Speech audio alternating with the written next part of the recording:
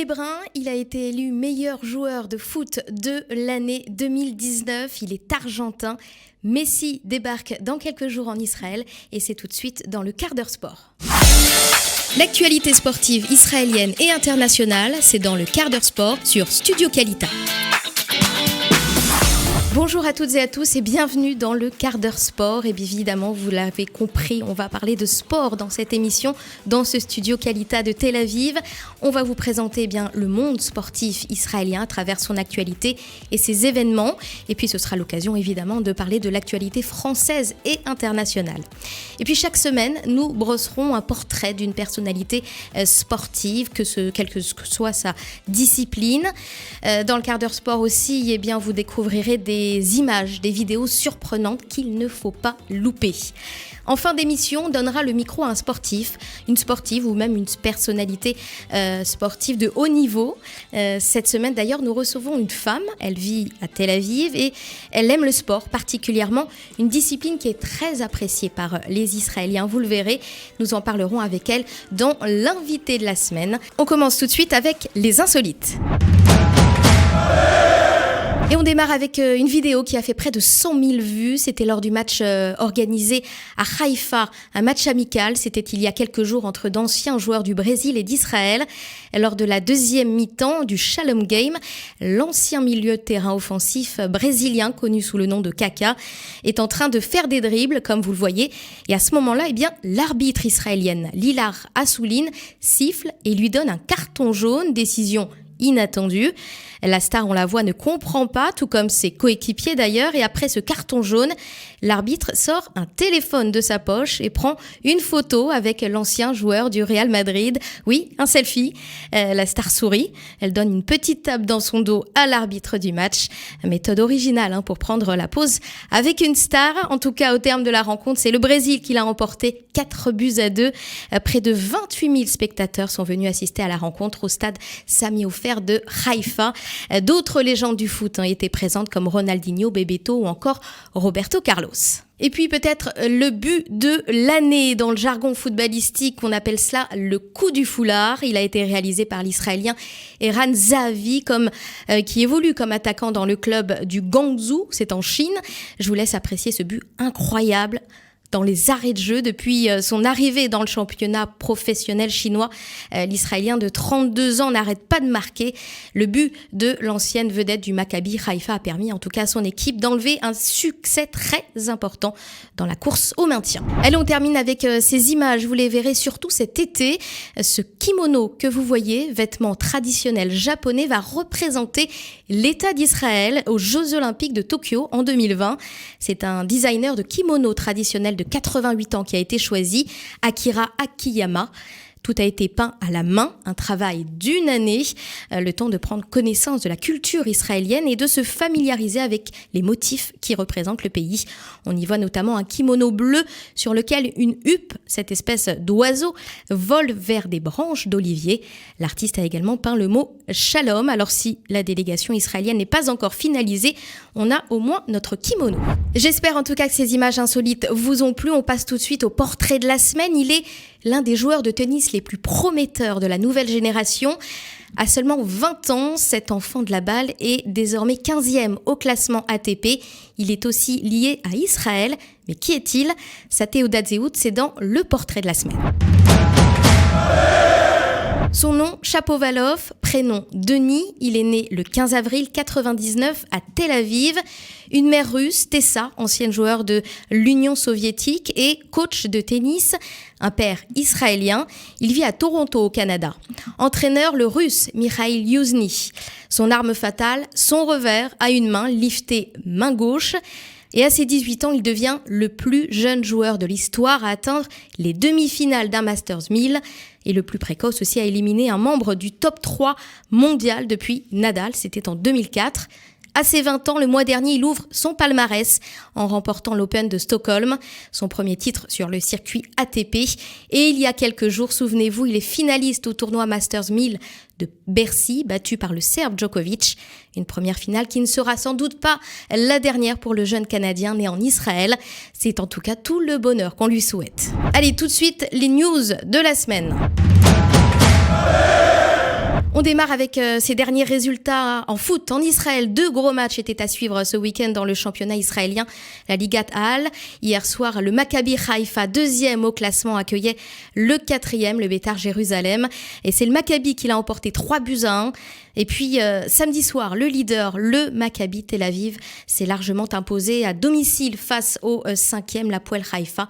Score final 3-0. Au classement, le Maccabi Tel Aviv reste en tête. Il devance de 3 points le Maccabi Haïfa. Suivent ensuite l'Hapoel Beersheva et le Beitar Jérusalem. Allez, on se plonge dans l'eau, si vous le voulez bien, un peu de fraîcheur pour féliciter l'équipe féminine israélienne de water-polo. Elle est arrivée en finale lors des qualifications au championnat d'Europe pour la 2e année consécutive. La compétition se tiendra du 12 au 26 janvier prochain à Budapest, en Hongrie. 12 équipes y participent, la France en fait partie, tout comme l'Espagne, l'Italie, l'Allemagne ou encore les Pays-Bas. À l'étranger, en France, on jouait aussi en foot, la 13e journée de Ligue 1. Et en clôture de cette 13e journée, l'Olympique de Marseille recevait l'Olympique lyonnais. C'est les Marseillais qui se sont imposés 2-1, oui. Doublé du majestueux Dimitri Payet.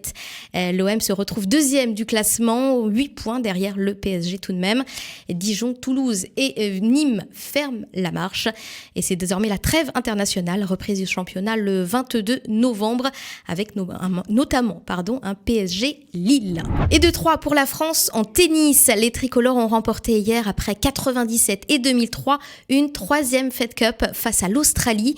La Fed Cup, c'est l'équivalent de la Coupe Davis, qui réunit les meilleures équipes féminines internationales. Et le double décisif emmené par Caroline Garcia et Kristina Mladenovic s'est imposé donc face à Samantha Stosur et la numéro 1 mondiale Ashleigh Barty. Bravo aux Françaises et à leur capitaine aussi, Julien Beneteau.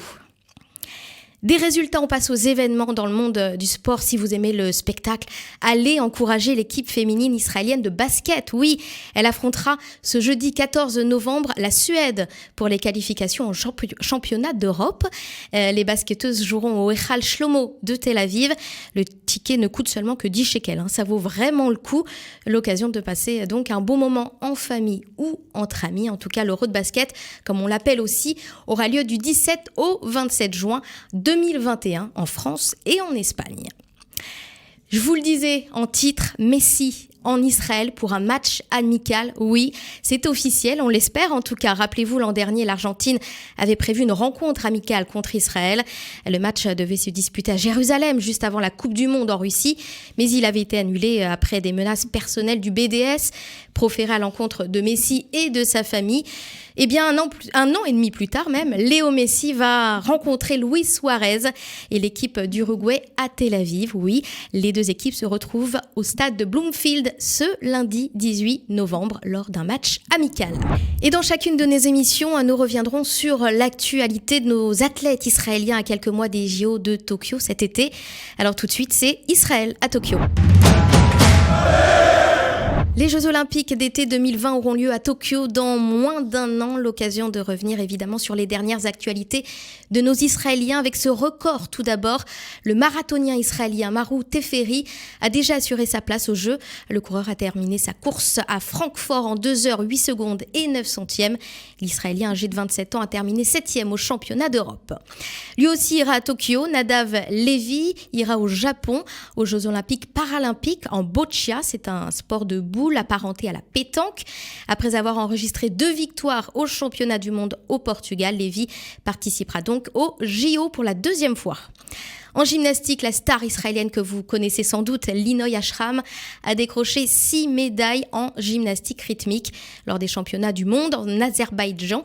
Elle sera l'une des plus grands espoirs de médailles pour Israël. En baseball, c'est une grande première dans l'histoire du pays. La sélection israélienne s'est qualifiée pour les JO de Tokyo. L'équipe nationale a obtenu son ticket. Donc pour le Japon, elle affrontera 5 autres pays. Enfin, autre athlète israélienne présente aux JO de Tokyo, la surfeuse israélienne Anat Lelior. Pour la première fois de l'histoire des JO, le surf sera discipline olympique. Cette surfeuse de 19 ans qui fait actuellement son service militaire fait partie des 20 femmes qualifiées pour la compétition. Elle est là avec nous sur ce plateau pour nous parler de sa passion. C'est Eva dans l'invité de la semaine. Eva, bonjour. Bonjour. Et merci d'avoir répondu à notre invitation. Alors en tout cas, avant de parler de ce sport que vous pratiquez depuis plusieurs années, dites-nous qui vous êtes. Alors, je suis mère de 3 enfants. Je travaille dans une grosse société de high-tech, Amdocs, à Ranana, et je suis une coureuse. Vous êtes coureuse. Alors, expliquez-nous un petit peu, vous me disiez hors antenne, vous avez toujours aimé le sport en salle, et puis est venue la course avec la poussette, et puis ensuite le marathon. Dites-nous un petit peu, racontez-nous cette histoire. Mais en fait, j'étais accro à l'aérobie, le step, les sports en salle, et puis quand j'ai eu mon deuxième enfant, les horaires de l'aérobie, c'était plus trop possible. J'avais 2 bébés à la maison, donc j'avais aussi un excès de poids. Donc j'ai commencé à courir en salle, spécialement pour perdre du poids, et j'ai pas du tout aimé. Et quand mon 3e enfant est arrivé, donc là, j'avais plus du tout le temps de faire du sport, donc c'était que pendant la journée en fait, parce que le soir c'était plus possible. Donc j'ai pris ma poussette, je suis partie au parc Ayacon, et puis je me suis mise à courir. Au début, c'était 1 km, 2 km. Puis, ça me rendait la journée vachement mieux. Je me sentais plus légère, plus active. J'avais la pêche. Plus énergique, oui. Ouais, c'est ça. Exactement. Donc, ça a commencé 1-2 fois par semaine. Après, c'est devenu quasiment tous les jours. J'amenais les enfants à l'école et puis après, j'allais courir avec mon bébé. C'était super. Racontez-nous un petit peu l'histoire, présentez-nous un petit peu ce sport et comment c'est arrivé. Ce qui s'est passé, c'est qu'après, quand j'ai repris mon travail, j'avais absolument envie de continuer. Et les seuls moments où j'aurais pu courir, c'est le matin très tôt. Et puis, j'étais pas quelqu'un qui se lève le matin très tôt. Donc, j'ai cherché en fait quelqu'un avec qui courir. Facebook rempli de gens qui postent leur record, etc. Donc, j'ai trouvé une copine. On a commencé à courir ensemble. Et puis, peu à peu, en fait, on s'est mis des objectifs de course. Donc, ça a commencé par 10 km à Tel Aviv, après 21 km. Et puis, à un moment donné, j'ai rencontré un groupe de gens qui couraient. C'était pas un groupe officiel, c'était des gens du quartier. Et puis, ils avaient tous envie de faire un marathon. J'ai dit, moi, c'est hors de question. Et puis, ils ont commencé à s'entraîner. Je me suis entraînée avec eux. Et puis, au bout d'un moment, j'avais pas envie de quitter ce groupe, quoi. Je me disais, ils vont continuer, moi, non. Je vais essayer. D'accord. Et puis, voilà. Et c'est là qu'est né le premier marathon. Super. C'était où? C'était quand? À Tel Aviv. Ouais. C'est pas que le marathon, c'est tout l'entraînement, l'ambiance, de se surpasser à chaque fois, chaque semaine, d'augmenter de 2 km. Se surpasser. Alors justement, j'ai envie de savoir comment on prépare un marathon. Est-ce qu'il y a un plan d'entraînement spécial? Dites-nous. En fait, faut pouvoir courir 3 fois par semaine. Moi, je suis pas dans les sérieux, c'est-à-dire que j'ai pas un régime alimentaire. Non, l'assiduité des 3 fois par semaine, je l'ai. D'accord. Mais j'ai pas un régime alimentaire trop strict. Je continue à vivre ma vie à côté. On court souvent le samedi matin, le vendredi soir, c'est le repas du Shabbat. Donc voilà, je gère les deux. Et évidemment, il faut savoir se lever. Des fois, c'est pas facile. Des fois, il fait très froid. Des fois, il pleut. Des fois, il fait très chaud. On est fatigué, on a toujours des maux. Le début de la course, ça fait toujours mal. Mais voilà. Mais après, c'est un sentiment extraordinaire. J'imagine. Avant cette date du marathon, combien de temps on se prépare avant? Comment ça se passe? 4 mois à peu près. D'accord. 4 mois pour quelqu'un qui est en forme, quoi. Quelqu'un qui court comme moi, 10 km en général. Régulièrement. 3-4 mois avant, on commence à se préparer. Voilà, on établit un programme et puis on essaye de s'y mettre. Et le jour J, alors, quels sont vos objectifs? Comment vous vivez ça? Alors, le jour J, c'est un peu de stress. On se lève toujours très tôt parce qu'il faut toujours arriver un peu avant, il faut avoir un petit peu mangé.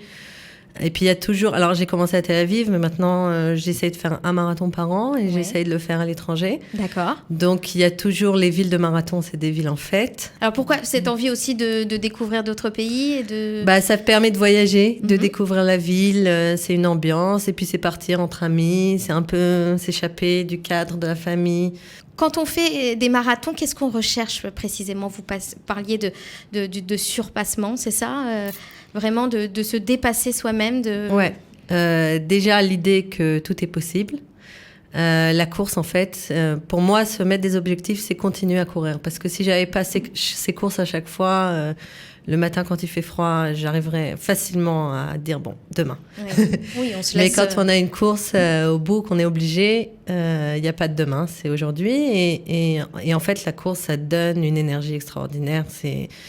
Pour moi, si j'ai commencé pour perdre du poids, c'est vraiment plus du tout le cas. C'est uniquement psychologique. Ça donne une force. Un mental. J'ai l'impression d'avoir une sorte de super pouvoir. Je me dis qu'avec la course, je peux surmonter tout. Alors pour ceux qui nous écoutent, Eva, pour ceux qui nous regardent peut-être, comment vous souhaitez convaincre? Vous souhaitez peut-être convaincre certains qui hésitent à se lancer dans l'aventure de la marche, du marathon. Quels sont les conseils que vous leur donneriez? Eh ben, justement, c'est quelque chose qui me passionne, c'est prendre des femmes de mon âge ou un peu plus jeunes, un peu plus vieilles, qui croient pas. Je les repère en général au travail. Elles arrivent, elles posent des petites questions. Mais comment tu as commencé à courir? Comment tu réussis? Puis une semaine après, elles me disent qu'elles ont acheté des baskets. Donc, je commence à voir des signes et je l'essaye de les motiver. Ça vous plaît? C'est quelque chose qui... J'adore. De prendre des femmes qui n'ont rien à voir avec la course et qui vont faire un premier 10 km, c'est magnifique, c'est émouvant. Ça m'est arrivé l'année dernière. J'ai pris un groupe de 5 filles de mon travail. Elles n'avaient rien à voir avec la course. Et voilà, en 3 mois, elles ont fait 10 km. Bravo. Et elles étaient super fières, et moi aussi. Je me doute. Comment on tient un marathon jusqu'au bout? Mental. Ce travail régulier? Ouais, mental déjà. Chaque marathon est différent. Il y a des surprises. Même si on est très bien entraîné, ça peut très bien se passer ou ça peut moins bien se passer. C'est se dire déjà qu'en aucun cas on abandonne. Ça, c'est la volonté. Et puis, essayer de penser à autre chose pendant les derniers moments. Ouais. Les derniers moments sont les plus durs? Les plus durs. Ouais. Le dernier kilomètre, c'est comme le 9e mois de la grossesse. Bon, là, il y a le prochain marathon qui aura lieu à Eilat. Le 29 novembre, vous allez participer? Je vais faire un semi. Un semi-marathon. D'accord, très bien. Et là, c'est super. Et un peu plus tard, il y a le 3 janvier aussi. Je vous donne votre programme, prochain programme. Ce sera le marathon de Tibériade aussi. Non. Vous êtes au courant de tout, je vous apprends. Ouais. Okay. Eva, merci beaucoup. Merci d'avoir répondu à notre invitation. Merci d'être venue chez Qualita et d'avoir partagé ce moment sportif avec nous. Bonne continuation en tout cas pour la suite. Et puis pour plus d'infos pour ceux qui sont intéressés par le marathon, www.marathonisrael.co.il. Eh bien, nous, on se retrouve la semaine prochaine pour de nouvelles infos sportives croustillantes. À très bientôt, en tout cas, pour une nouvelle émission dans le quart d'heure sport. L'actualité sportive israélienne et internationale, c'est dans le quart d'heure sport sur Studio Qualita.